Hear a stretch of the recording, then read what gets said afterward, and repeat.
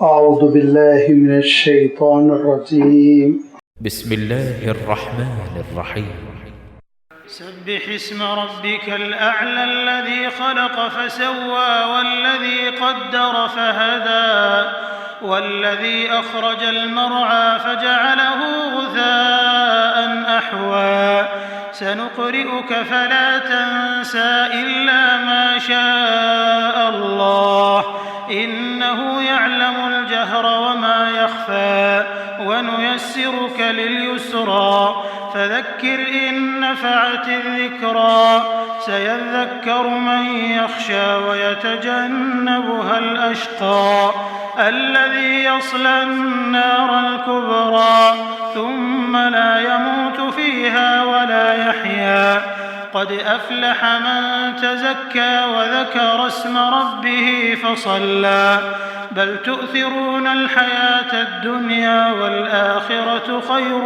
وأبقى إن هذا لفي الصحف الأولى صحف إبراهيم وموسى. صدق الله العظيم. الحمد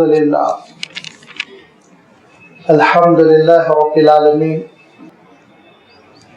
والصلاة والسلام على سيد المرسلين وعلى آله وأصحابه أجمعين أما بعد.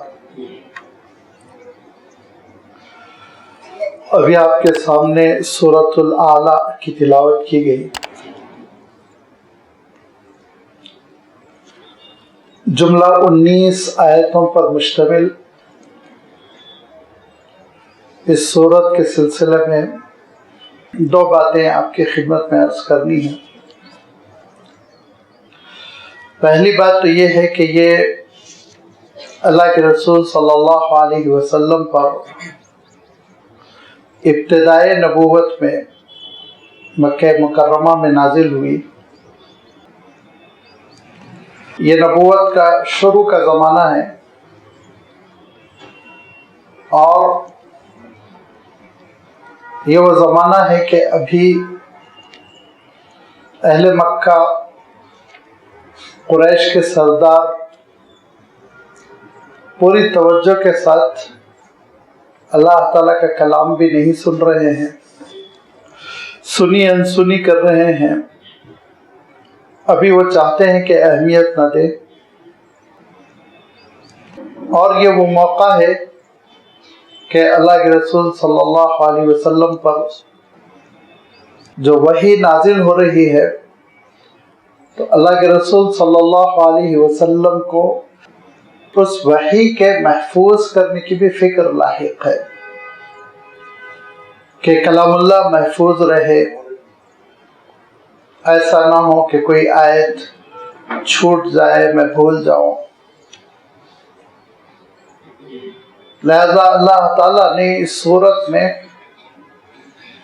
آپ صلی اللہ علیہ وسلم کو یہ طمانینت بھی دی، اطمینان بھی دلایا کہ انشاءاللہ کلام اللہ محفوظ رہے گا. اس کا تذکرہ آ رہا ہے.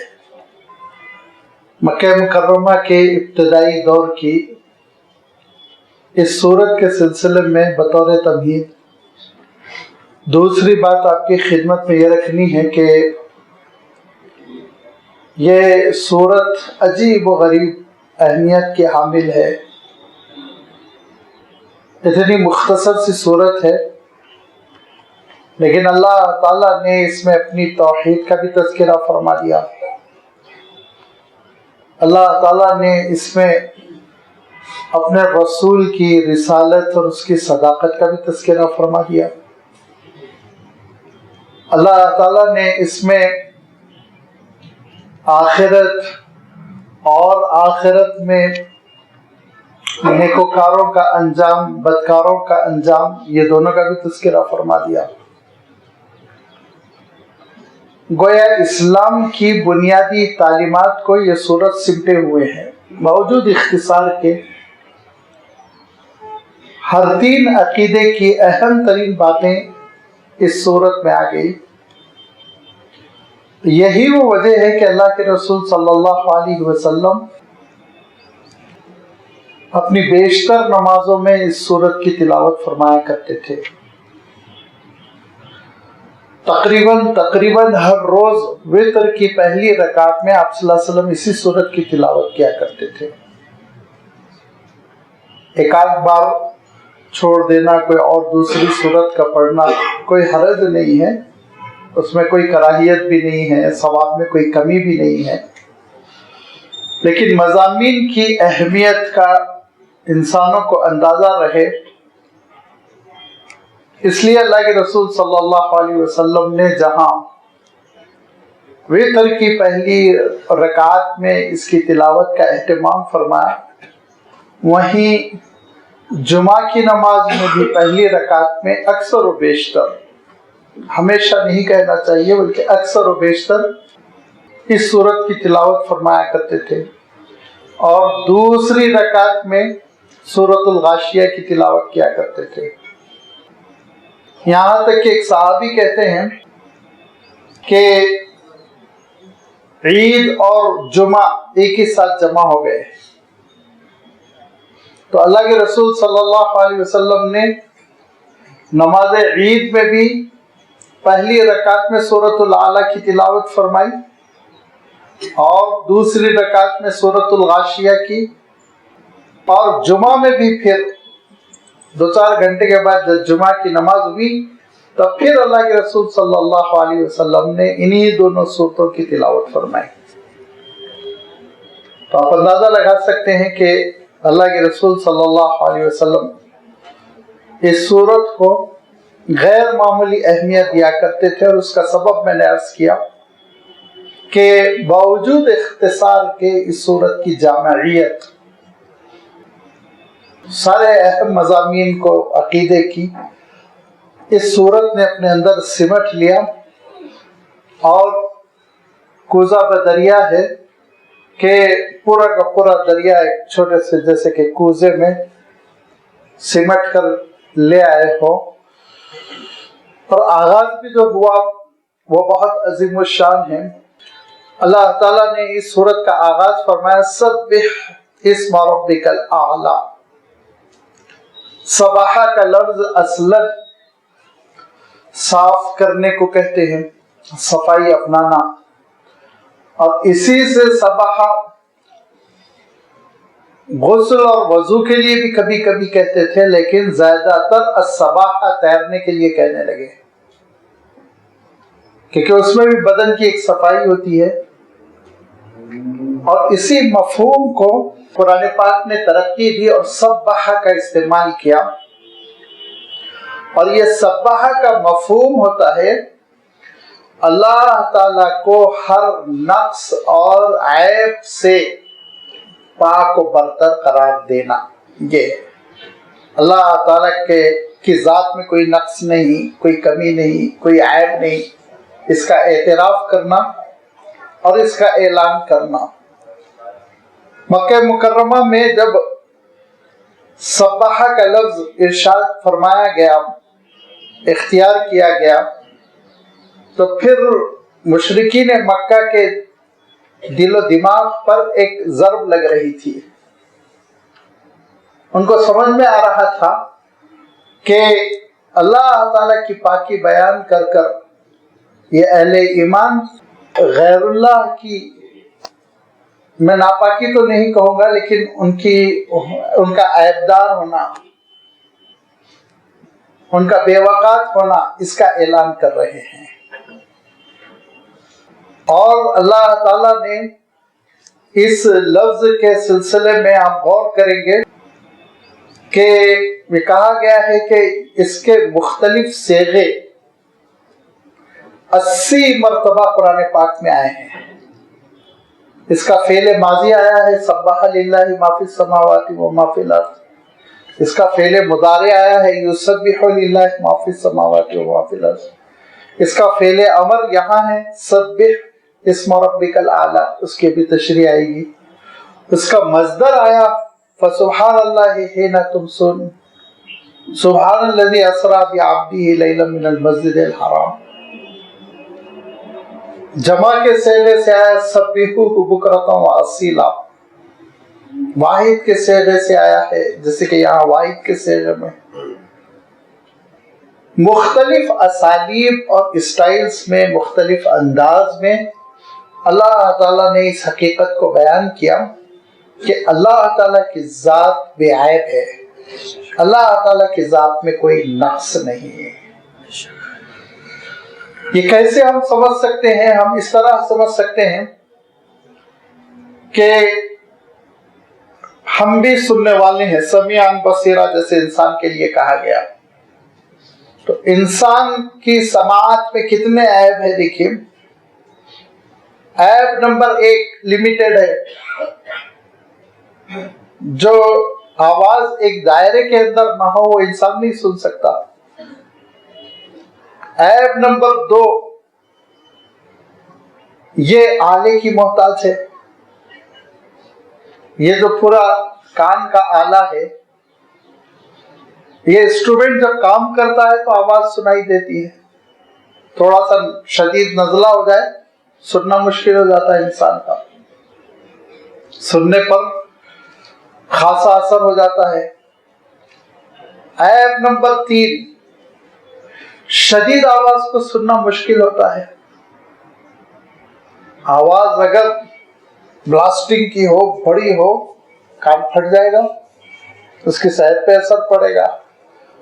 اب انسان کی سماعت میں کتنے عیب ہے، لیکن اللہ تعالیٰ بھی سمیع ہے، وَهُوَ السَّمِيعُ الْبَصِيرُ، خود اللہ تعالیٰ نے ارشاد فرمایا، لیکن اس کی سماعت میں کوئی عیب نہیں، وہ ہلکی سے ہلکی آواز سن سکتا ہے، وہ دور کی سن سکتا ہے، قریب کی سن سکتا ہے، اس کو کسی ذریعے اور آلے کی ضرورت نہیں ہے، وہ کسی آلے کا محتاج نہیں ہے، اس کا سننا اپنا سننا ہے۔ لہذا اگر آپ اس طرح اللہ تعالیٰ کی ساری صفات کو دیکھیں تو اللہ تعالیٰ بے عیب ہے، کوئی فالٹ نہیں، نقص نہیں، کمی نہیں۔ اب اللہ تعالیٰ یہ چاہتا ہے بندے یہ اعتراف کریں کہ مولا ہم کمزور ہیں، ہمارے اندر عیوب ہے، لیکن اے اللہ آپ کی ذات بے عیب ہے۔ جب بندہ یہ اعتراف کر لیتا ہے کہ اللہ تعالیٰ کی ذات بے عیب ہے تو آپ یوں سمجھ لیجئے شرک کی جڑ اکھڑ جاتی ہے، قصہ ختم ہو جاتا ہے۔ شرک کیوں پیدا ہوتا ہے؟ شرک پیدا ہوتا ہے نعوذ باللہ اللہ کی کسی صفت میں جب بندہ کمی کو محسوس کرنے لگتا ہے، کمی کے بارے میں غلط فہمی میں پڑ جاتا ہے، وہ یہ سمجھ رہا ہے، وہ اس غلط فہمی کا شکار ہے کہ اللہ کی قدرت میں کمی آ گئی، شرک کرے گا۔ وہ یہ سمجھ رہا ہے اللہ کی رحمتوں میں کمی آ گئی، شرک کرے گا۔ وہ اللہ تعالیٰ کی صفت رزاقی میں ڈاؤٹ کرے گا، شرک کرنے لگے گا۔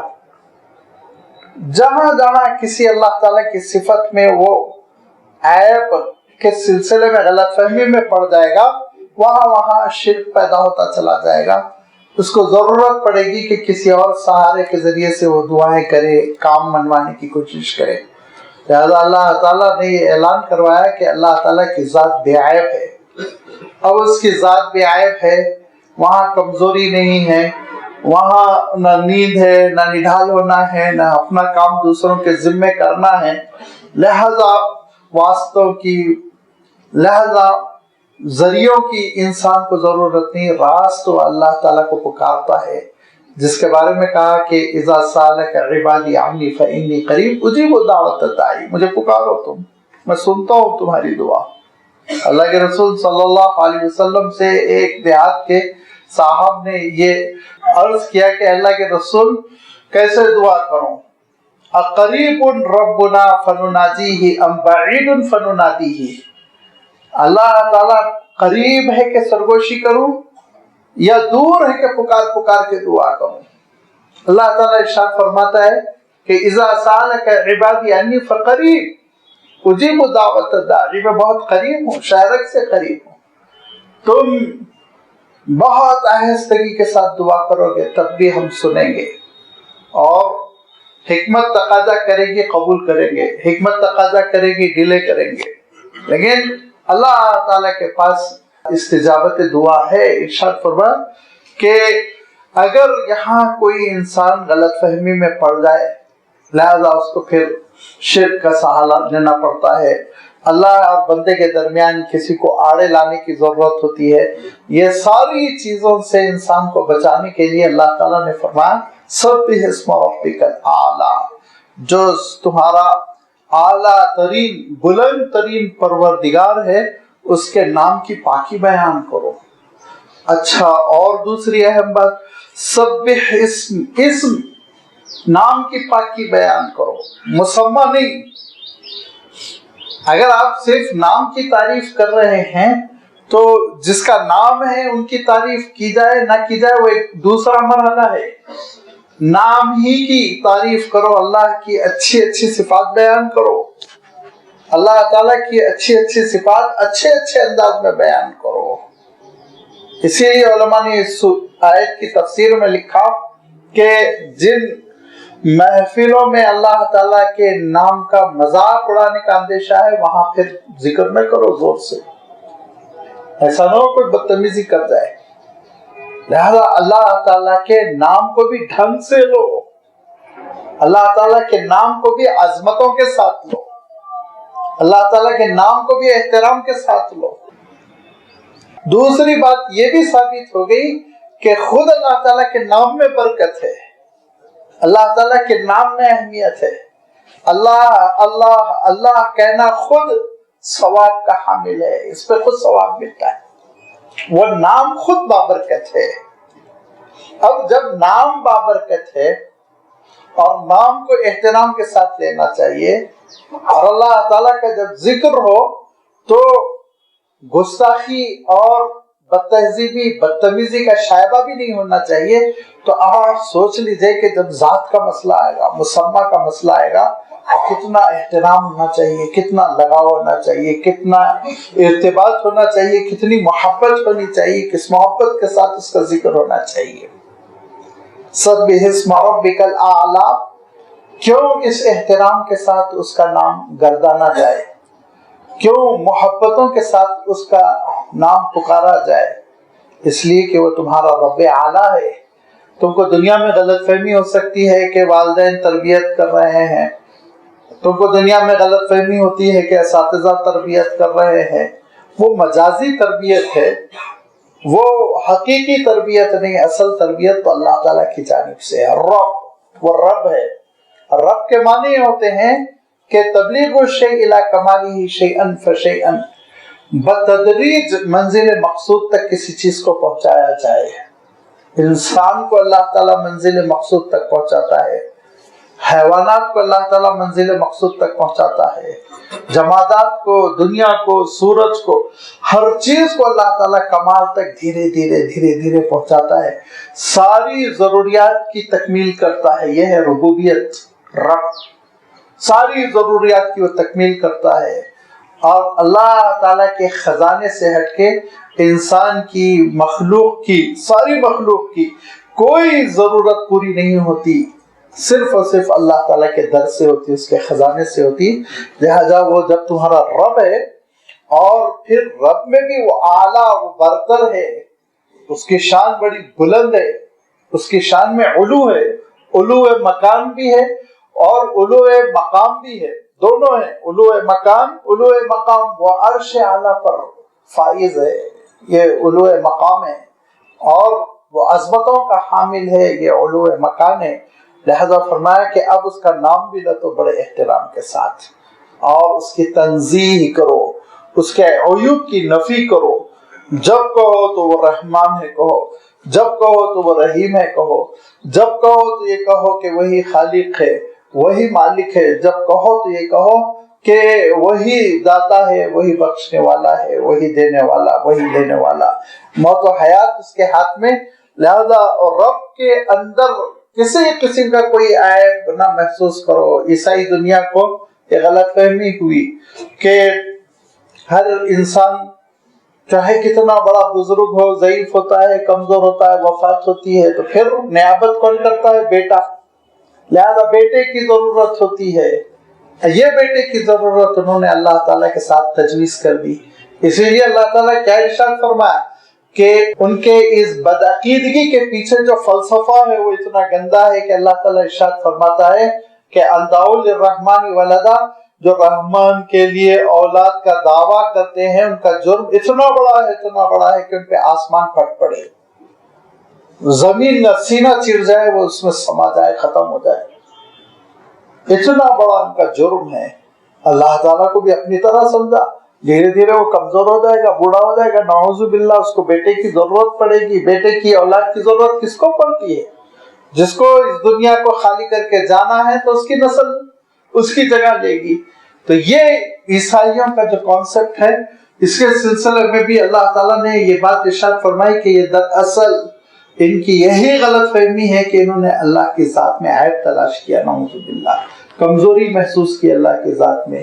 اللہ تعالیٰ کی ذات میں مکمل ہونے کا عقیدہ اور یقین ان کے پاس نہیں تھا، لہذا ان کے ماہرین نے، ان کے علماء نے، ان کے فلاسفر نے غلط قسم کا عقیدہ گڑھ لیا۔ ارشاد فرمایا دیکھو رب کامل ہے، رب مکمل ہے، رب اعلیٰ ہے، اور رب میں کوئی عیب نہیں ہے۔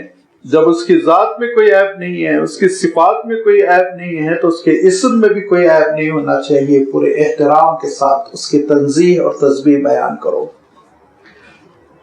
جب اللہ کے رسول صلی اللہ علیہ وسلم نے یہ وحی الہی کو سنایا تو ارشاد فرمایا کہ یہ تمہارے سجدے کا مقام ہے، کہ تم سجدے میں جاؤ تو کہو سبحان ربی الاعلی۔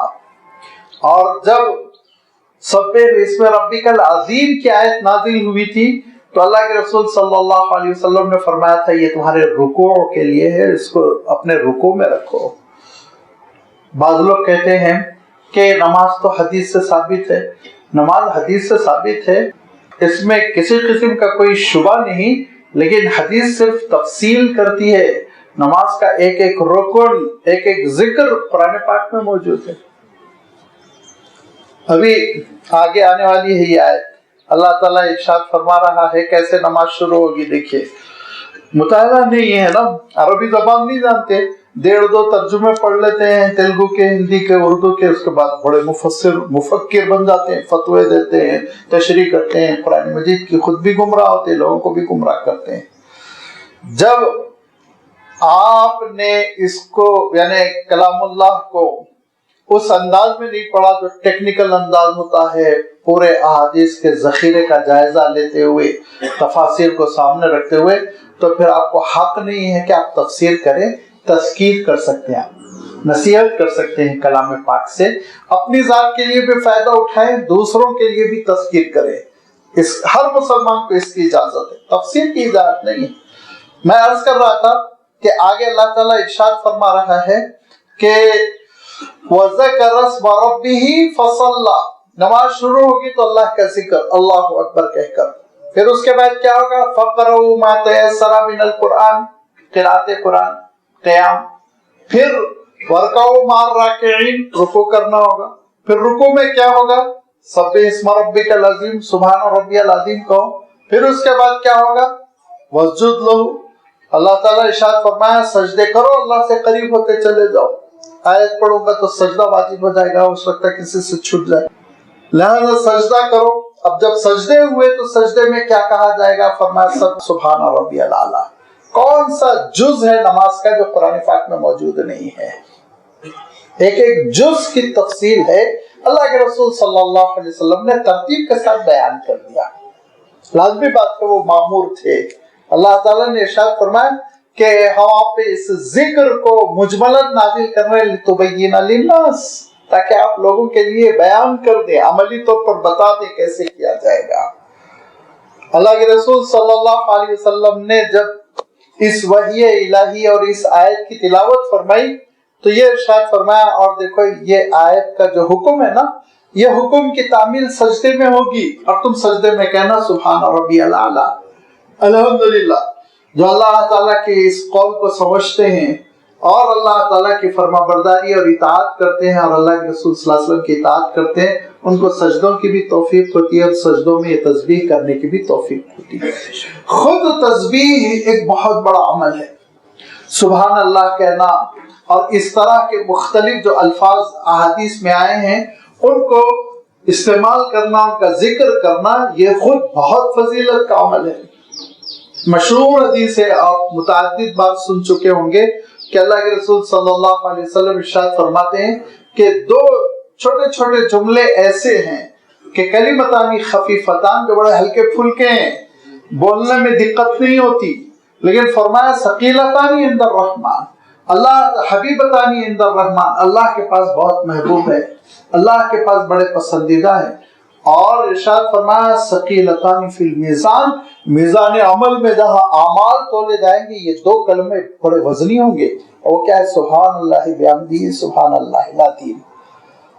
دو مرتبہ یہ کہنا سبحان اللہ بحمدہ و سبحان اللہ العظیم، اتنے جامع، اتنے خوبصورت، اتنے مؤثر کلمات ہے۔ اور مجھے اس حدیث پہ تو بہت رشک سا ہوتا ہے، عجیب و غریب حدیث لگتی ہے۔ اس حدیث کا ایک ایک جز بڑا عجیب و غریب ہے کہ حضرت عبداللہ بن مسعود رضی اللہ تعالیٰ عنہ فرماتے ہیں کہ اللہ کے رسول صلی اللہ علیہ وسلم نے فرمایا، جب میں معراج پر گیا اور حضرت ابراہیم علیہ السلام سے ملاقات ہوئی تو حضرت ابراہیم علیہ السلام نے مجھ سے کہا اقرا امتک السلام، اپنی امت کو سلام کہیے۔ اللہ کے رسول صلی اللہ علیہ وسلم کے صدقے میں ہم کو یہ مقام ملا کہ حضرت ابراہیم نے ہم کو سلام کا تحفہ بھیجا۔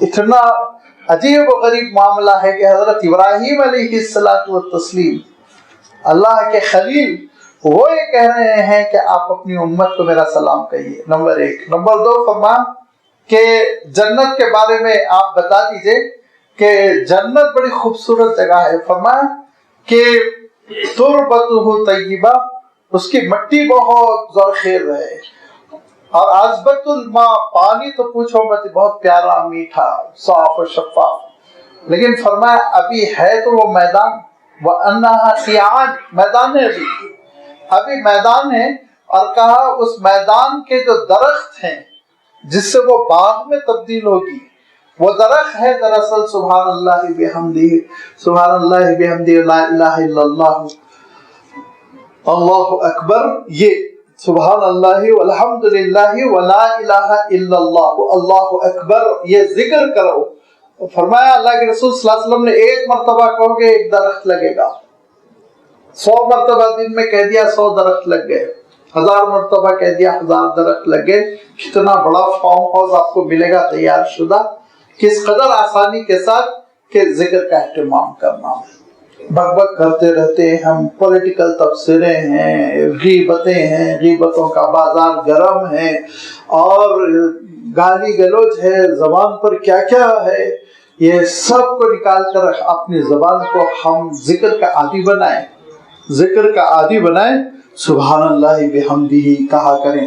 اللہ کے رسول صلی اللہ علیہ وسلم نے تو ایک اور مشورہ دیا، فرمایا کہ مجلس بیٹھ گئی اور اس میں کیا کیا ہوا پتہ نہیں، غیبتیں بھی ہوئی، چغلخوری بھی ہوئی، بری باتیں بھی ہوئی، غلط غلط تبصرے بھی ہوئے، اور اپنی شخصیت کو جمانے کے لیے، مجلس میں رنگ جمانے کے لیے تھوڑا مبالغہ بھی ہوا، اپنی تعریف بھی کر لی، میں پن بھی ہو گیا، خود ستائش بھی کر لی۔ اللہ کے رسول صلی اللہ علیہ وسلم فرماتے ہیں اللہ کے بندے، اخیر میں کم سے کم اتنا کہہ دو، کفارہ بن جائے گا، گناہ معاف ہو جائیں گے، سبحان اللہ بحمدہ، سبحان اللہ العظیم، نشہد ان لا الہ الا انت نستغفرک و نتوب الیک۔ مجلس کا کفارہ ہے، فرمایا آپ صلی اللہ علیہ وسلم نے، مجلس کا کفارہ ہے، جو خطا ہو گئی، جو غلطیاں ہو گئی، ان سب کا کفارہ، چھٹی ہو جائے گی۔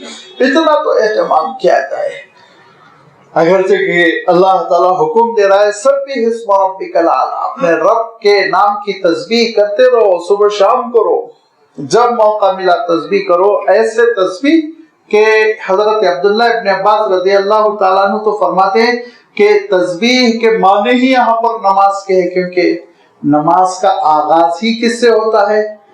سبحانک اللہم بحمدک و تبارک اسمک، سبحانک اللہم، یہ تسبیح سے تو نماز کا آغاز ہو رہا ہے۔ اسی لیے حضرت عبداللہ ابن عباس رضی اللہ تعالیٰ عنہ فرماتے ہیں کہ نماز کیا ہے؟ تسبیح ہے، نماز خود تسبیح ہے کہا، لہذا اس تسبیح کا اہتمام ہونا چاہیے کہ اللہ تعالیٰ کو یاد کرتے رہے، سبح اسم ربک الاعلی، اپنے عظیم تر، اعلیٰ تر رب کے نام کی تسبیح کرو، اس کی تقدیس، اس کا مقدس ہونا، بے عیب ہونا اور نقص سے پاک ہونے کا تذکرہ کیا کرو۔ الذی خلق فسوا، جس نے پیدا کیا اور انکمپلیٹ نہیں، اور جس نے پیدا کیا تو ٹھیک ٹھاک پیدا کیا۔ تسویہ کہتے ہیں سوا، اس کے معنی ہوتے ہیں اچھے پیکر میں پیدا کرنا۔ سورۃ التین میں آئے گا وَلَقَدْ خَلَقْنَا الْإِنسَانَ فِي أَحْسَنِ تَقْوِيمٍ، ٹھیک ٹھاک پیدا کرنا۔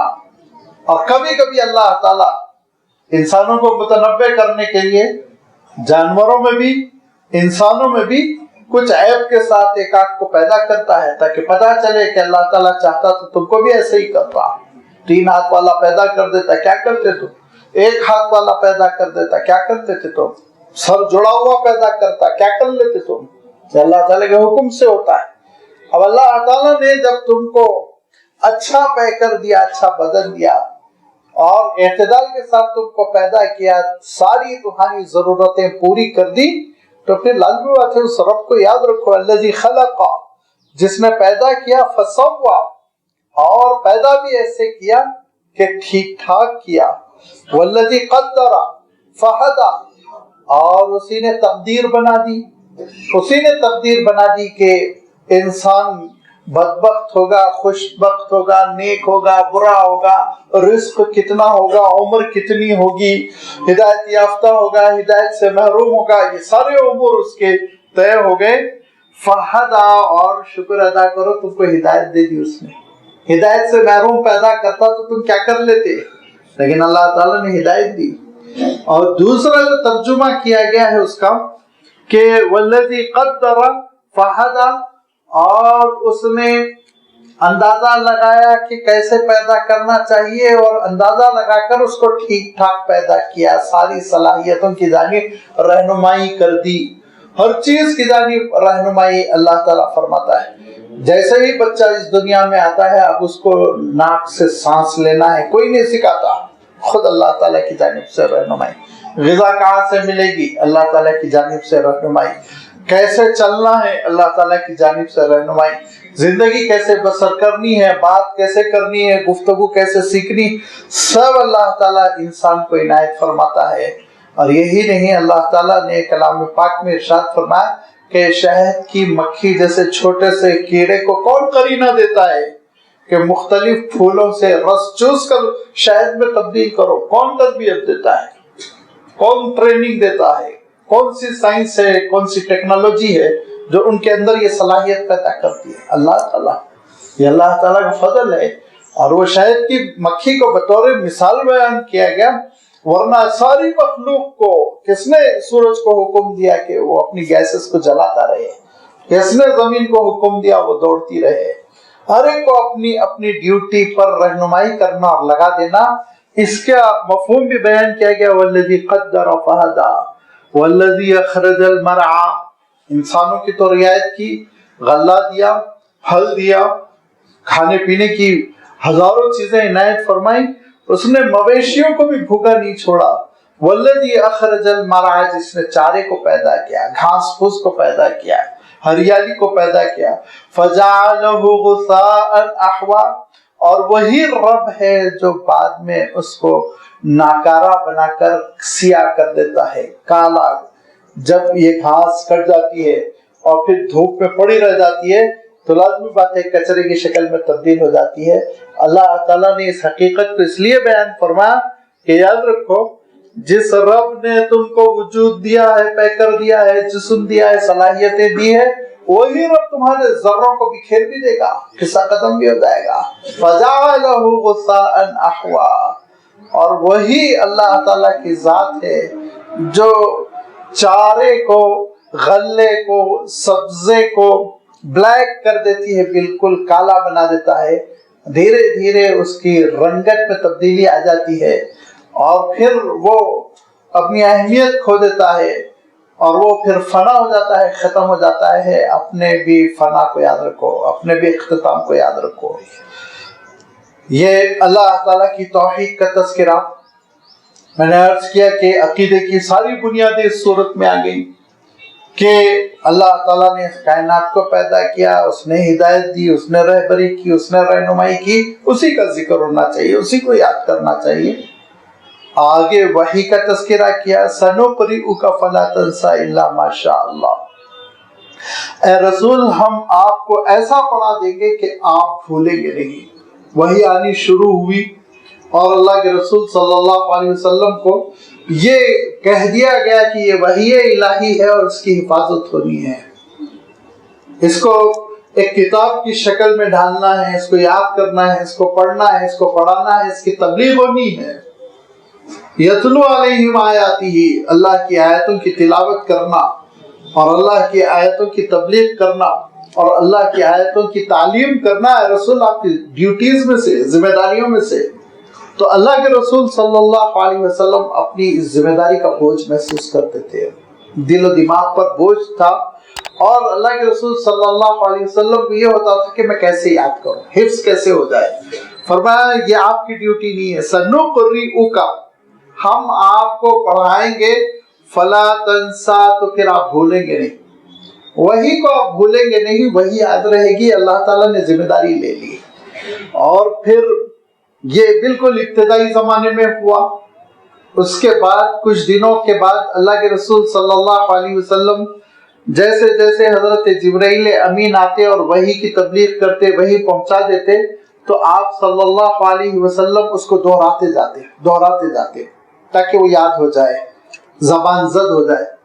اس پہ بھی اللہ تعالیٰ نے متنبع فرمایا اور آگے چل کے فرمایا، یعنی نزول کے اعتبار سے یہ سورت گزر چکی ہے، سورت القیامہ میں ارشاد فرمایا لا تحرک لسانک لتعجل بہ، آپ زبان کو حرکت دینے کی بھی زحمت نہ کریں، یہ آپ کی ڈیوٹی نہیں ہے۔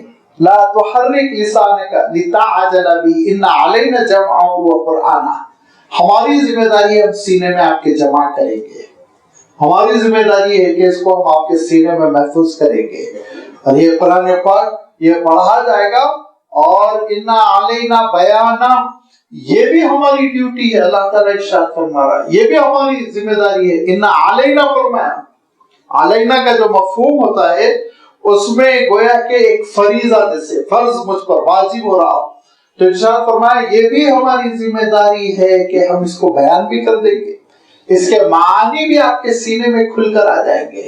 تو آپ سوچئے اللہ کے رسول صلی اللہ علیہ وسلم کے سینے میں الفاظ کے ساتھ اس کے معنی بھی ڈالے گئے، تو پھر اللہ کے رسول صلی اللہ علیہ وسلم کی احادیث، اقوال اور بیان سے ہم کیسے بے نیاز ہو سکتے ہیں؟ ہم بے نیاز نہیں ہو سکتے۔ اللہ کے رسول صلی اللہ علیہ وسلم نے قرآن پاک کو جیسے بیان کیا ویسے قرآن مجید کو سمجھنا ہوگا، اپنی عقل سے ہم تھوڑی سمجھ سکتے۔ لہذا اللہ تعالیٰ ارشاد فرماتا ہے کہ اس کلام کی حفاظت ہماری ذمہ داری ہے۔ سنقرئک فلا تنسى، ہم ایسے آپ کو پڑھا دیں گے کہ آپ بھولیں گے نہیں۔ اور یہ ایک عجیب و غریب بات ہے کہ جب اللہ تعالیٰ نے پچھلی کتابوں کا تذکرہ کیا تو یہ ارشاد فرمایا بِمَسْتُحْفِظُوا مِنْ كِتَابِ اللَّهِ وَكَانُوا عَلَيْهِ شُهَدَاءَ، ان کی ذمہ داری ہے انسانوں کی حفاظت کر لیں۔ لیکن جب قرآن مجید کا تذکرہ آیا تو فرمایا اِنَّا نَحْنُ نَزَّلْنَا الذِّكْرَ وَإِنَّا لَهُ لَحَافِظُونَ، یہ کتاب ہم انسانوں کے اوپر نہیں چھوڑیں گے، ہم خود حفاظت کریں گے۔ اور کلام اللہ کی حفاظت کے جتنے ذرائع ہیں وہ سب اللہ تعالیٰ نے، حفظ قرآن ہو، تفسیر قرآن ہو، بیان قرآن ہو، سارے ذرائع کو اللہ تعالیٰ نے محفوظ کیا کہ لاکھوں لوگ حفظ بھی کر رہے ہیں، لکھا بھی جا رہا ہے، پرنٹ بھی ہو رہا ہے، چھپ رہا ہے، نشر و اشاعت ہو رہی ہے۔ یہ اللہ تعالیٰ ارشاد فرماتا ہے یہ خود اللہ تعالیٰ کی ذمہ داری ہے، قیامت تک یہ اللہ کا کلام ضائع نہیں ہوگا، اس کی کوئی آیت ضائع نہیں ہوگی۔ سَنُقْرِئُكَ فَلَا تَنسَى إِلَّا مَا شَاءَ اللَّهُ، ہاں مگر وہ جو اللہ تعالیٰ کی مشیت ہو۔ اور یہ اس لیے کہ بعض وحی آتی تھی، بعد میں اس کو منسوخ کر دیا جاتا تھا، اور وہ اصلاً وحی ہوتی تھی وقتی طور پر عمل کرنے کے لیے، وحی متلو نہیں ہوا کرتی تھی۔ اللہ تعالیٰ بعض خاص حالات میں حضور اکرم صلی اللہ علیہ وسلم کو ہدایت دیتا تھا کہ یہ کام ابھی کیا جائے، بعد میں ایسی بہت سی چیزیں ہیں جن کو کینسل کیا گیا، منسوخ کیا گیا۔ اور انہی میں یہ ہے کہ حضرت موسیٰ علیہ الصلوۃ والتسلیم کی شریعت کے مطابق ابھی نمازوں میں رخ مسجد اقصی، بیت المقدس جو فلسطین میں ہے اس کی جانب کرو۔ بعد میں اللہ تعالیٰ نے اس حکم کو منسوخ کر دیا، اور اللہ تعالیٰ نے حکم کینسل کر کے ارشاد فرمایا نہیں، اب اللہ تعالیٰ کا یہ حکم ہے کہ اپنا چہرہ مسجد حرام کی جانب کرو نمازوں میں، اپنا رخ نماز میں مسجد حرم جو مکہ مکرمہ میں ہے اس کی جانب کرو۔ تو یہ بعض احکام ایسے ہیں جس میں ناسخ و منسوخ ہوا ہے، کینسلیشن ہوا ہے، لیکن یاد رکھیے نعوذ باللہ وہ اللہ تعالیٰ کے علم میں کمی کی وجہ سے نہیں، نعوذ باللہ یہ کفر واحیات تو مسلمان سوچ بھی نہیں سکتا، وہ انسانیت کی نقص کی وجہ سے ہوتا تھا۔ ابھی انسان کی تربیت نہیں ہوئی، ابھی انسان کمزور ہے، ابھی انسان نابالغ ہے، تو اس کو کوئی پرانا حکم دے کے کہا گیا ابھی یہ کرتے رہو، ابھی تمہاری رپورٹ نہیں آئی ہے کہ ابھی یہ ٹائیفائڈ ہے کہ نہیں ہے، لہذا ابھی جو پرانی دوا جاری ہے وہ کھاتے رہو، رپورٹ آنے کے بعد پھر نئی دوا لکھیں گے۔ ڈاکٹر صاحب جو ٹالتے نا، بالکل ایسے ہی بعض موقعوں پر اہل اسلام کو، مسلمانوں کو کہا گیا یہ کام کرتے رہو، وقت آنے پر ایک نیا حکم آ جائے گا۔ لہذا یہ ناسخ و منسوخ ہوتا رہا، اور یہ اللہ کی مشیت سے ہوا، اللہ کے حکم سے ہوا، الا ما شاء اللہ، کیونکہ اللہ تعالیٰ کا عالم یہ ہے انہ یعلم الجہر وما یخفی، وہ جانتا ہے کھلی ہوئی چیزوں کو، جہر اعلان جس کا کیا گیا، کھلا کھلا جس کو کیا گیا، وما یخفی جس کو چھپایا گیا، پوشیدہ کیا گیا، رات کے اندھیروں میں کیا گیا، گھر بند کر کے کیا گیا، اور دروازے بند کر کے جو گناہ کیے گئے سب سے وہ واقف ہے، آواز دبا کے جو کیا گیا ہے، خاموشی کے ساتھ جو کیا گیا ہے، ساری چیزوں سے اللہ تعالیٰ واقف ہے۔ فرمایا انہ یعلم الجہر، جو کھلم کھلا ہے اس سے بھی وہ واقف، وما یخفی اور جو انسان نے پوشیدہ کیا ہے، چھپ کر کیا ہے، خاموشی سے کیا ہے، وہ سب اللہ تعالیٰ کے سامنے ہے۔ لہذا اللہ تعالیٰ کی ذات میں کوئی عیب نہیں، اس کے علم میں کمی نہیں، اس کی بصیرت تام ہے، مکمل ہے، کمپلیٹ ہے، وہ اندھیروں میں بھی دیکھتا ہے، اجالوں میں بھی دیکھتا ہے، بند گھروں میں بھی دیکھتا ہے، کھلے میدانوں میں بھی دیکھتا ہے، وہ سمندر کی تہ میں بھی دیکھتا ہے، آسمان کی فضاؤں میں بھی وہ دیکھتا ہے۔ اب جب اللہ تعالیٰ کی ذات کامل ہے اور وہ رب ہے، اور وہ اس کے ربوبیت کی وجہ سے ہماری ساری ضروریات کی تکمیل فرما رہا ہے، ساری ضروریات کو فراہم کر رہا ہے، غلے کو، غذا کو، پانی کو، ہوا کو، ساری چیزیں جب وہ دے رہا ہے تو انسان کی روحانی ضروریات کی تکمیل نہیں کرے گا؟ جو جسمانی ضروریات کی تکمیل ہو رہی ہے، روحانی ضروریات کو انسان کے اوپر چھوڑ دیا جائے گا، سادھو بن جاؤ، سنت بن جاؤ، درخت پہ لٹک جاؤ، کوہ میں جا کے بیٹھ جاؤ، ہرگز نہیں۔ ارشاد فرما کہ انسان کی روحانی کامیابی کے لیے بھی رہنمائی ہے، وَنُيَسِّرُكَ لِلْيُسْرَىٰ فَذَكِّرْ إِن نَّفَعَتِ الذِّكْرَىٰ، ہم اس آسان شریعت کو اے رسول آپ کے لیے اور آسان کر دیں گے، اس تبلیغ کو، اس دین کے پہنچانے کو، کلام اللہ کے پہنچانے کو، اس عمل کو ہم آسان کر دیں گے آپ کے لیے، اور ہم آپ کے لیے راہیں کھول دیں گے، میسر کر دیں گے، راہیں ہموار کر دیں گے۔ اور اس کے بعد فذکر، اے رسول آپ تذکیر کیجئے۔ تذکیر کے معنی ہوتے ہیں نصیحت کرنا، سمجھانا، تذکیر کے معنی ہوتے ہیں تبلیغ کرنا، تربیت کرنا۔ ان نفعت الذکریٰ، اگر ان کو آپ کا سمجھانا، آپ کا نصیحت کرنا فائدہ پہنچا رہا ہے تو ضرور آپ نصیحت کرتے چلیں، آپ اپنے کام سے باز نہ آئیں، اپنی ڈیوٹی سے آپ باز نہ آئیں، آپ اللہ تعالیٰ کا دین پہنچاتے چلے جائیں۔ سَيَذَّكَّرُ مَن يَخْشَىٰ، جس کے اندر خشیت باری تعالیٰ ہے، جو اللہ تعالیٰ کے جلال کو سمجھتا ہے، جمال کو سمجھتا ہے، وہ ضرور تبدیلی پیدا کرے گا، نصیحت حاصل کرے گا، اپنے احوال میں تبدیلی پیدا کرے گا۔ سَيَذَّكَّرُ مَن يَخْشَىٰ وَيَتَجَنَّبُهَا الْأَشْقَىٰ، اور جو بدبخت ہوگا نا وہ اللہ تعالیٰ کے کلام سے اجتناب کرے گا، اوائڈ کرے گا، دور ہو جائے گا، اپنے کانوں میں ڈٹے ڈال کے سننے سے اور عمل کرنے سے محروم ہو جائے گا، یہ اس کی بدبختی ہوگی۔ یہاں اللہ تعالیٰ نے جو بات ارشاد فرمائی اس پہ غور کرنے کی ضرورت ہے۔ دیکھیے کہ اگر اللہ تعالیٰ کا کلام دل پر اثر کر رہا ہے تو اس کے معنی میرے دل میں خشیت ہے اللہ تعالیٰ کی. اور کسی کے دل میں اللہ نہ کرے اللہ تعالیٰ کا کلام اثر نہیں کر رہا ہے تو وہ بدبخت ہے. وہ بدبخت ہے. کیا فرمایا اللہ تعالیٰ؟ ارشاد فرماتا ہے سَيَذَّكَّرُ مَن يَخْشَىٰ، جس کے اندر خشیت باری تعالیٰ ہوگی. خشیت کس کو کہتے ہیں؟ خشیت کا ہم اردو میں ترجمہ کہتے ہیں اللہ تعالیٰ کا ڈر، لیکن یہ ترجمہ صحیح ہے، غلط نہیں ہے، لیکن پورا حق نہیں ادا کرتا ہے. عربی میں خافا کے معنی ڈرنے کے ہوتے ہیں اور خشیہ کے معنی بھی ڈرنے کے ہوتے ہیں. دونوں میں فرق کیا ہے؟ دیکھیے خوف جو ہوتا ہے نا وہ ظاہری چیزوں کا ہوتا ہے. بھوک ہوگی تو مر جاؤں گا، یہ خوف ہے. یا اژدہا مجھے حملہ کر دے گا، ہلاک کر دے گا. یہ چیتا چیر پھاڑ کر دے گا، ہلاک کر دے گا. یہ خوف مختلف قسم کے. کوئی قاتل گھر میں کود جائے مجھے قتل کر دے، یہ خوف. اس طرح کے خوف ہوتے ہیں. اور خشیت جو ہے نا وہ خشیت یہ کہ کسی کے جلال اور جمال کا احساس ہو اور اس روب میں انسان رہے. آپ کے بڑے چاہنے والے ہیں، بزرگ ہیں، محترم ہیں، والد ہیں، استاد ہیں، دادا ہیں، گھر کے بڑے ہیں، بڑا آپ احترام کرتے ہیں، تو اس احترام کی وجہ سے آپ ان کی نافرمانی نہیں کرنا چاہتے، ان کا دل نہیں توڑنا چاہتے، ان کے سامنے بدتمیزی نہیں کرنا چاہتے. کیوں؟ اس لیے نہیں نعوذ باللہ اژدہے کی طرح وہ حملہ کریں گے، گردن پکڑ لیں گے، تباہ کر دیں گے. نہیں، یہ خوف نہیں، بلکہ آپ کے دل میں ان کے جلال و جمال کا احساس ہے. یہ کیفیت جو ہوتی ہے تو جب اللہ تعالیٰ کے سلسلے میں ہوتی ہے تو پھر یہ بہت بڑی نعمت ہوتی ہے.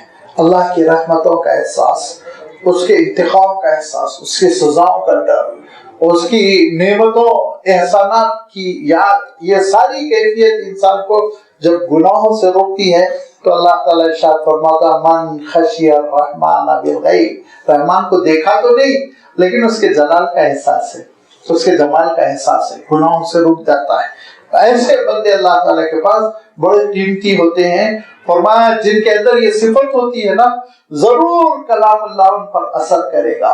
برتن صاف ستھرا ہوگا، دل چمکتا ہوا ہوگا، گندگیاں دل میں نہیں ہوگی تو اللہ تعالیٰ کا کلام ضرور اثر کرے گا. جو زمین سڑی ہوئی ہوتی ہے، گندی ہوتی ہے، اور اس میں آپ کتنا ہی قیمتی بیج ڈال دیں پودا نکلنے والا نہیں ہے. جو زمین زرخیز ہوتی ہے، عمدہ ہوتی ہے، اچھی ہوتی ہے، وہاں عالم یہ کہ چاول بھی پیدا ہوتا ہے تو پھر بہترین چاول پیدا ہوتا ہے، قیمتی گیہوں بھی پیدا ہو، اعلیٰ کوالٹی کا پیدا ہوگا. اور قیمتی اور اچھی زمین ہے، ڈرائی فروٹ ہوں گے، قیمتی پھل نکلیں گے. تو جتنا دل اچھا ہوگا، صاف ستھرا ہوگا، زرخیز ہوگا، اور اس پر آنسوؤں کی بارش ہوتی رہتی ہوگی. رات کی تنہائیوں میں تہجد میں اٹھ کے بندہ اللہ کو یاد کر کے اپنے آنسو بہاتا ہوگا. اس دل میں آپ دیکھیں گے کہ اللہ تعالیٰ کی آیتیں اپنا رنگ لاتی ہے، وہاں اثر کرتی ہے. آیتیں سمجھ میں بھی آتی ہے، فہم قرآن بھی نصیب ہوتا ہے، عمل قرآن بھی نصیب ہوتا ہے. اور جس کے اندر بدبختی ہے، غرور ہے، جس کے اندر بغض ہے، عداوت ہے، کینے ہیں، مختلف قسم کی روحانی بیماریاں اس دل میں پڑی ہوئی بھری ہوئی ہیں، تو لازمی بات ہے اس سڑے ہوئے برتن میں کلام اللہ اثر نہیں دکھاتا. پھر وہ اثر پروف، وہ اثر قبول ہی نہیں کرتا. ارشاد فرمایا وَيَتَجَنَّبُهَا الْأَشْقَى. اے رسول آپ اپنی ڈیوٹی کریے، یہ اللہ کا کلام نفع پہنچائے گا، لہذا یاد دہانی کیجئے، تذکیر کیجئے، وعظ و نصیحت کیجئے، سمجھائیے. وہ سمجھ جائے گا جس کے اندر خشیت ہوگی، اور وہ اجتناب کر جائے گا، دور ہو جائے گا، اوائڈ کرے گا جس کے اندر بدبختی ہوگی. اور اس کا نتیجہ کیا ہوگا؟ دھیرے دھیرے دھیرے دھیرے آپ دیکھیں گے آخرت کی طرف ٹاپک چینج ہو گیا، اب آخرت کا تذکرہ شروع ہو گیا. اس کا نتیجہ یہ ہوگا الذی یصلی النار الکبریٰ، ایک بڑی آگ میں وہ داخل ہوگا. چھوٹی چھوٹی آگوں کا تصور نہ کرو، وہ بہت بڑی آگ ہوگی، بہت خطرناک آگ ہوگی، جس آگ کے بارے میں آگے اللہ تعالیٰ نے خود ارشاد فرمایا لپٹ لپٹ کے سینوں تک پہنچے گی، دلوں کو جلا دے گی، چمڑوں کو جلا دے گی. لہذا الذی یصلی، جو داخل ہو جائے گا، النار الکبریٰ، سب سے بڑی آگ. یہ دنیا کی آگ مفسرین نے لکھا نار الصغرا ہے، یہ آگ کی چھوٹی سی شکل ہے، اصل اوریجنل آگ تو جہنم کی آگ ہے۔ لہذا فرمایا اس آگ میں پہنچنے کے بعد ثم لا يموت فيها ولا يحيا، نہ وہاں موت آئے گی نہ زندگی ہوگی۔ موت کو پکارے گا، کہے گا کہ اب مار ہی ڈالو، لیکن موت بھی نہیں آئے گی، اور زندہ رہنے کا تو سوال ہی نہیں، جل کے جینا بھی کیا جینا ہے۔ ارشاد فرمایا کہ وہ موت بھی ایسی، وہ حشر بھی ایسا ہوگا کہ نہ اس میں موت آئے گی نہ اس میں زندگی رہے گی۔ لہذا اس عذاب سے اگر بچنا ہے تو پھر تم اپنے اندر نصیحت قبول کرنے کی صلاحیت پیدا کرو۔ جتنا انسان کے اندر نصیحت قبول کرنے کی، اچھی بات قبول کرنے کی صلاحیت ہوتی، اتنا انسان ترقی کرتا ہے، اور جتنا انسان پتھر دل ہوتا ہے، اچھی باتیں قبول نہیں کر پاتا، اتنا اس کی اہمیت کم ہوتی چلی جاتی ہے، گھٹیا انسان بن جاتا ہے وہ۔ لہذا ہمیشہ اپنے دل کے دریچوں کو کھلا رکھنا چاہیے۔ ختم اللہ علی قلوبہم والی کیفیت نہ ہو، مہر لگ گیا بند، اب کوئی اچھائی داخلی نہیں ہو سکتی، نہیں، جو بھی بات ہے غور کرو، عقل سے کام لو۔ اللہ تعالیٰ نے کتنی بڑی نعمت دی عقل، اس عقل پر پرکھ کر دیکھو بات اچھی ہے یا نہیں ہے، اچھی ہے قبول کرو، سمجھ میں آ رہی ہے قبول کرو، راہیں کھلی رکھو اپنے دل کی، بند نہ کر لو۔ اور اسی لیے ارشاد فرمایا، یاد رکھو کامیاب تم اس وقت ہو سکتے ہو جب اللہ کے رسول صلی اللہ علیہ وسلم کی تربیت کو قبول کرو، نصیحت کو قبول کرو۔ قد افلح من تزکا، بے شک بامراد کامیاب وہی ہوگا جو اپنے نفس کا تزکیہ کرتا ہے۔ تزکیہ دیکھیے زکا، اگر آپ عربک ڈکشنریز ریفر کریں تو زا، کاف، واو، اس روٹ ورڈ میں آپ جائیں تو آپ دیکھیں گے کہ اس کے انیشیل جو میننگز ہوں گے، پہلے ابتدائی معنی جو لکھے ہوئے ملیں گے وہ یہ کہ کسی درخت کی نگہداشت کرنا، اس میں جو پتے سڑ گئے ان کو نکال کر پھینک دینا، سڑے ہوئے پتوں کو دور کرنا، سڑی گلی چیزوں کو نکال دینے سے وہ درخت کی نشوونما بڑھ جاتی ہے، گروتھ بڑھ جاتی ہے۔ یہاں سے یہ لفظ ترقی کر گیا اور قرآن مجید نے اس کو ایک مجاز کا خوبصورت لباس دیا، اور وہ یہ ہے کہ زکا کے معنی ہوتے ہیں دل کو صاف ستھرا کرنا۔ دل میں جو برائیاں، انسان کی روح میں جو برائیاں پیدا ہو جاتی ہیں، انسان کے باطن میں جو برائیاں، اندرون باطن یہ بہت اہم ہوتا ہے، باطن میں جو برائیاں پیدا ہو رہی ہیں ان کو دور کرنا، نکال کر پھینک دینا، اور باطن کی اصلاح، اندرون کی اصلاح، دل کی اصلاح، ضمیر کی اصلاح۔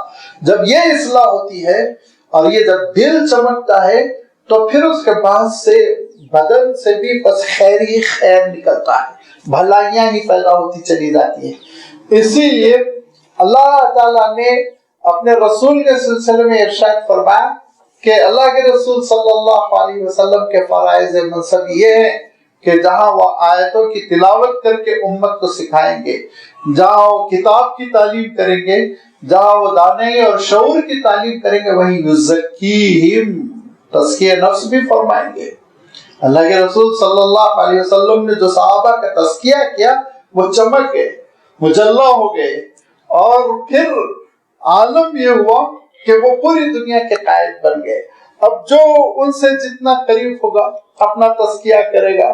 تزکیہ کیسے ہو سکتا ہے؟ یاد رکھیے، تزکیہ ہو سکتا ہے مزکی جو ہے اس کی رہنمائی میں آپ کام کریں گے تب۔ ٹریننگ جب تک آپ نہیں لیں گے آپ ماہر نہیں بن سکتے نا۔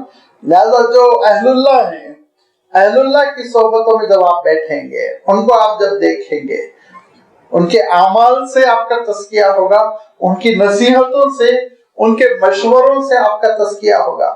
اب مصیبت کیا ہو گئی، آج کل کے دور میں اہل اللہ کے پاس بھی جاتے ہیں تو ہم اپنے مشوروں کی پوٹلی لے کے جاتے ہیں، انہی کو مشورہ دیتے ہیں، علاج کا بھی مشورہ دیں گے، پروگرام کا بھی مشورہ دیں گے، ہر چیز کا مشورہ دیں گے۔ ڈاکٹرز کو بھی سمجھانے کے لیے چلنے لگے اب لوگ، ڈاکٹروں کو بھی جا کے سمجھاتے ہیں، ڈاکٹر صاحب آپ ایسا کیجئے تو زیادہ اچھا ہے، ایسا کیجئے تو زیادہ اچھا ہے۔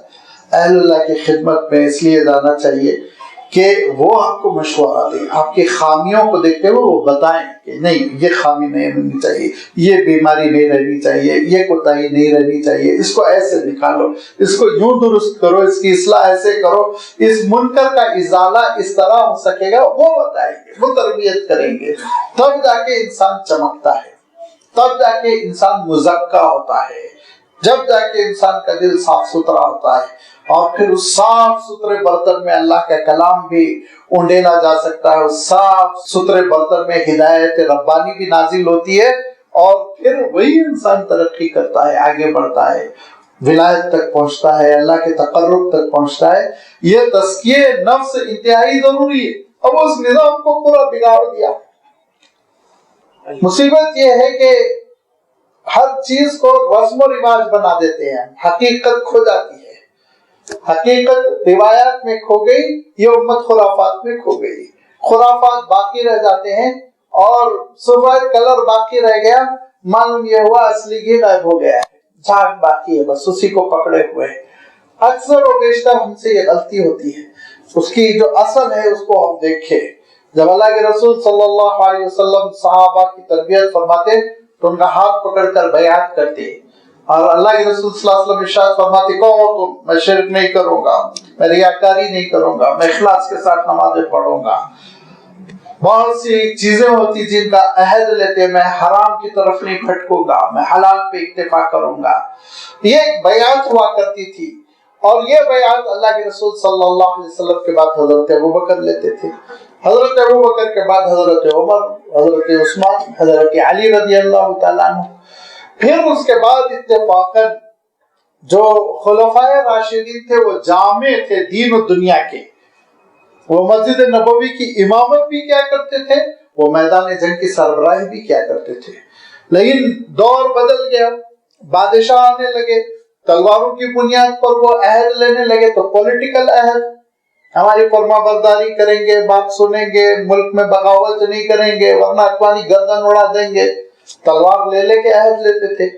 تو اب یہ ہوا، یہ 50% رہ گیا پولیٹیکل، دینی روحانی عہد تو ختم ہو گیا۔ تو جو اس وقت حضرت علی رضی اللہ تعالیٰ عنہ سے جس جنریشن نے بیعت کی تھی، انہوں نے کہا او ہمارے ہاتھ پر دین کی بیعت کرو، روحانیت کی بیعت کرو، کہ ہم گناہ نہیں کریں گے، نافرمانی نہیں کریں گے، نفاق نہیں پالیں گے، ریاکاری نہیں پالیں گے، دل کی اصلاح کریں گے۔ حضرت حسن بصری ہے، اس طرح کے اکابر تابعین آگے بڑھ کر بیعت لینے لگے اور تربیت کرنے لگے۔ جن کی تربیت پر اطمینان ہو جاتا ان سے کہتے جاؤ تم بھی بیعت لو۔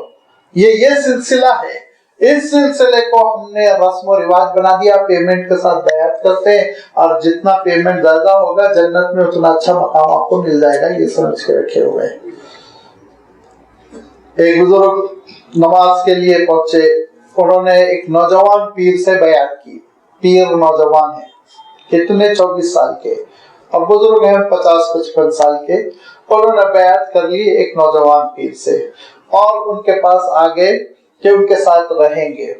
ان معاملات تھے تہجد، قیام اللیل وغیرہ، اور اسی اثنا پیر کا نکاح ہو گیا، پیر صاحب کا نکاح ہوا۔ نکاح ہونے کے بعد دوسرے دن صبح جب فجر کی نماز ہوئی تو پیر صاحب جب داخل ہوئے تو امام صاحب اللہ اکبر کہہ چکے تھے۔ نماز سلام پھیرنے کے ساتھ مرید نے کھڑے ہو کے کہا کیا ہو گیا، لوگوں کو پیر بننے کا شوق ہے، تکبیر تحریمہ چھوٹتی ہے؟